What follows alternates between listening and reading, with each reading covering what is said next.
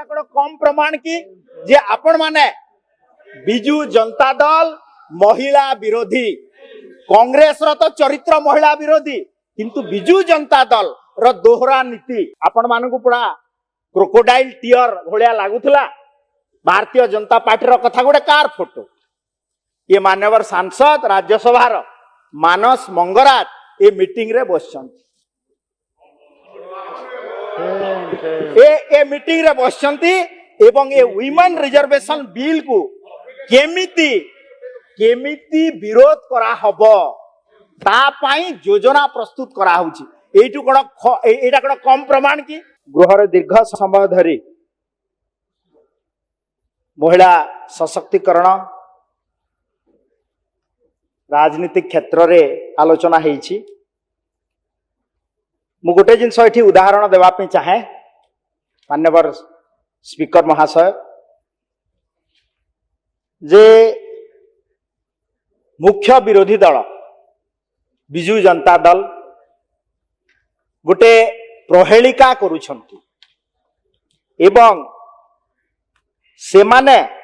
सबु बेले दीर्घ 24 वर्ष भितर जिते बिजू जनता दल हैला से माने कौन कले जे मार्च 5 को पंचायती राज दिवस हिसाब से पालन कले एवं सारा ओडिशा प्रदेश रे गोटे भ्रम सृष्टि कले जे बिजू पटनायक बिजू जनता दल जे जा ना रे बिजू जनता दल करिसंती से ही प्रकृत रे महिला सशक्तिकरण जो बीज बुणी सारा भारत वर्ष रे एवं आमे तांकर जन्मदिन को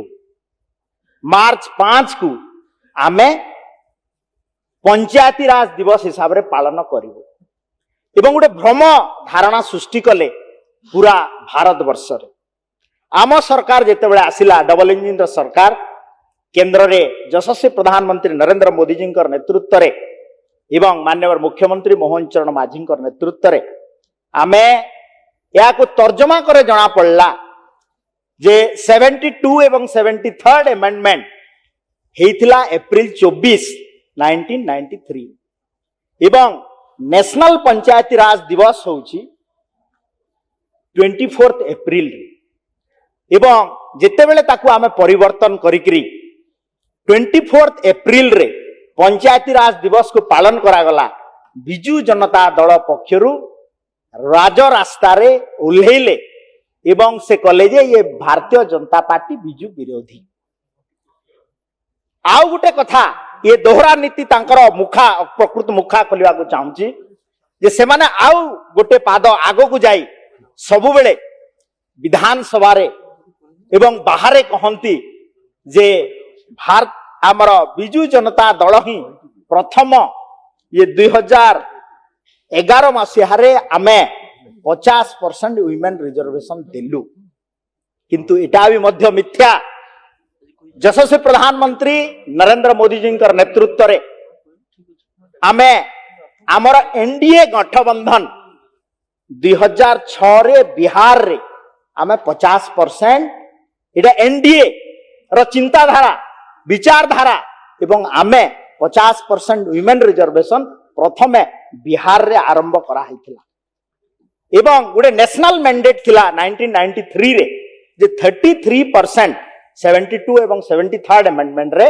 जे 33% वुमेन रिजर्वेशन पंचायती राज सिस्टम रे 3 टायर पंचायती राज सिस्टम रे दिया हबो एवं मु 2011-2018 जो एठी गोटे रिजोल्यूशन पास होइथिला तार प्रोसीडिंग्स को मध्य जाउथिली एवं देखिली जे एथिरे 2011-2018 रे संध्या 5:47 रे वुमेन रिजर्वेशन ऊपर आलोचना आरंभ होइतिला एवं 7:10 रे वुमेन रिजर्वेशन आलोचना सरिला एवं गोटे रिजोल्यूशन पास होइतिला मात्र घंटे 23 मिनिट आलोचना होइतिला। तो एमाने जो स्टेटमेंट सेतेबेले थिला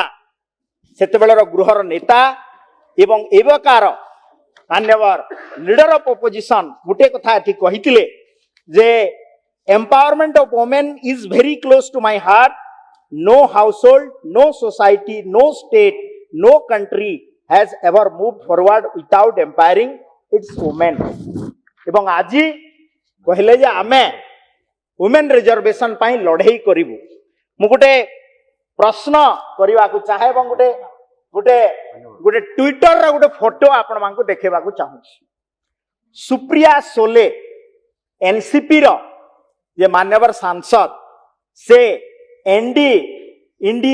ଗଭର୍ଣ୍ଣମେଣ୍ଟ ଇଣ୍ଡି ମାନଙ୍କର ଗୋଟେ ଆଲାଏନ୍ସ ବୈଠକ ଡାକିଥିଲେ। attended the floor leaders meeting on the Indi alliance in New Delhi today 17/4/2024 दिन 1:06 एथिरे ये जो गोल बुला है ये कहार फोटो बाबू आपण मानकु पुरा crocodile tier भलिया लागुथला। Bharatiya Janata party रो कथा गोटे कार फोटो ये मान्यवर सांसद राज्यसभा रो मानस मंगराज ये मीटिंग रे बसछंती ए मीटिंग रे बसछंती एवं ये वुमेन रिजर्वेशन बिल को केमिति केमिति विरोध करा हबो ता पाई योजना प्रस्तुत करा होची। एइटु कोन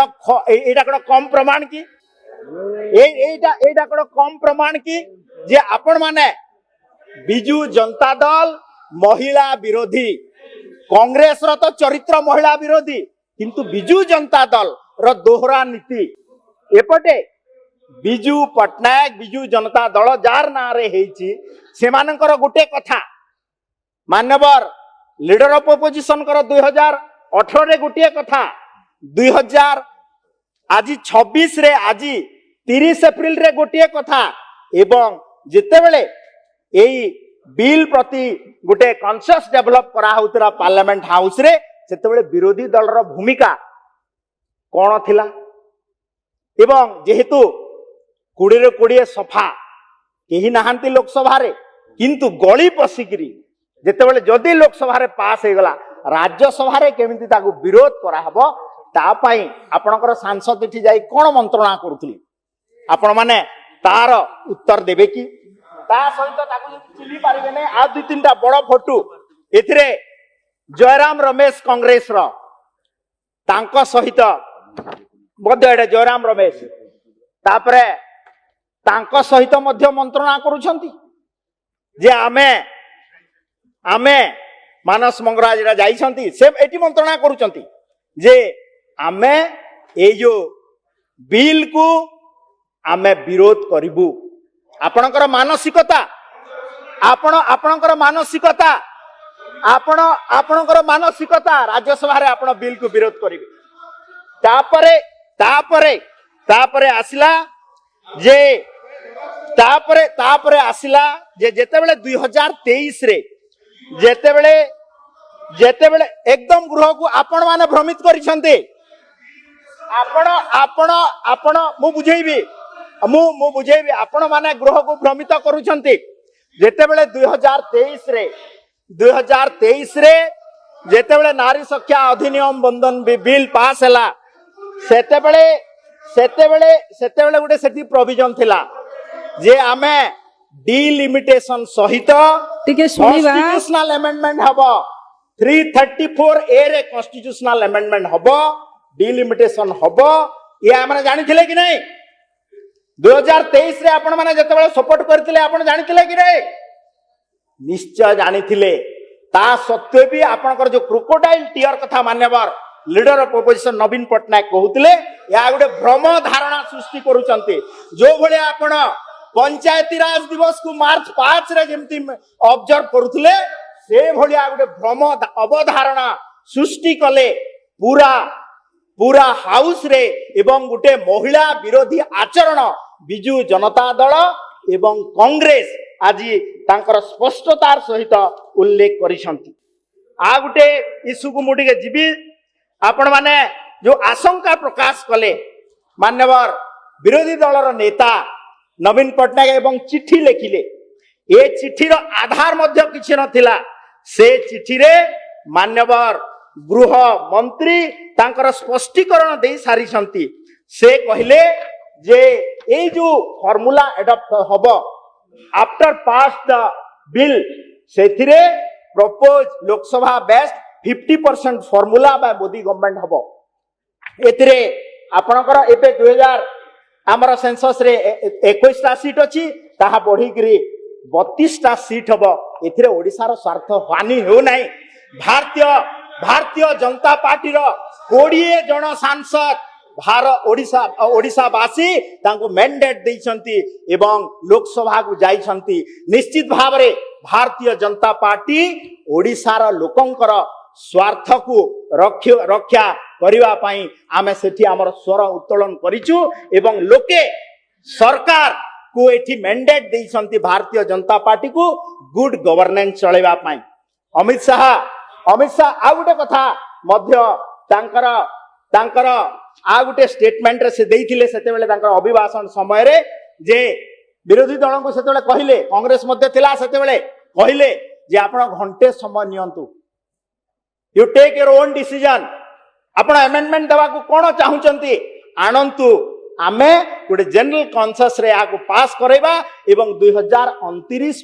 बेलकु यह लागू करेबा एवं मां मानकु सम्मान देवा आपण कले नाही एवं बिजू जनता दल एवं कांग्रेस होचंती महिला विरोधी एवं ताकू केबे भी ओडिसावासी क्षमा देबे नाही।